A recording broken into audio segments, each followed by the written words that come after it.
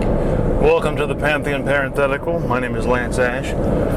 Starting with this episode, we're going to start attempting to tell stories that conclude in one episode. So, here goes. This story takes place in tiny little isolated valley of Pewing.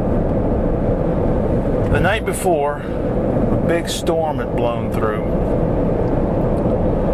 and everyone had taken cover in their homes or hiding places. Next morning, when everything was calm, everybody emerged, started making what little repairs were needed to dwellings or constructions, picking up fallen branches. It was Buchanan who found the little scrap of newspaper that had blown in from who knows where. It was stuck to a branch. He couldn't read it, so he took it to old Adams. Everybody said old Adams can probably read it, and indeed Adams could read it. He said, "This is just our regular language. This is just printed in a fancy font that the outside world uses. The imperial capital, far away, prints things in this font. The empire, the outside world, they'd heard about it, but they'd never been there. Only Grant the goat had been in the outside world. He'd come into the valley many, many years ago, through the only means in and out, which was the pass high up in the hills.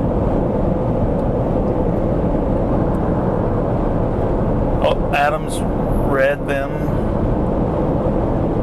what was on the piece of paper. It was bits of stories, advertisements. None of it made much sense to the residents of Pewing.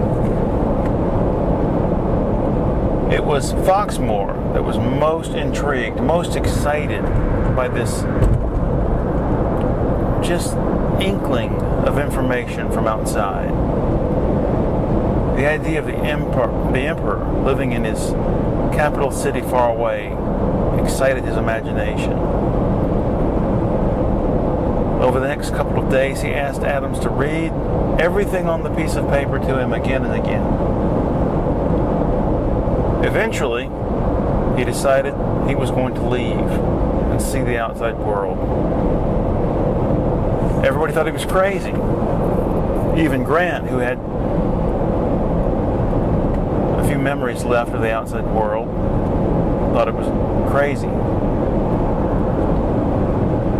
But Foxmore went through all of his possessions and divided them into what was necessary, what he could carry with him, and everything else.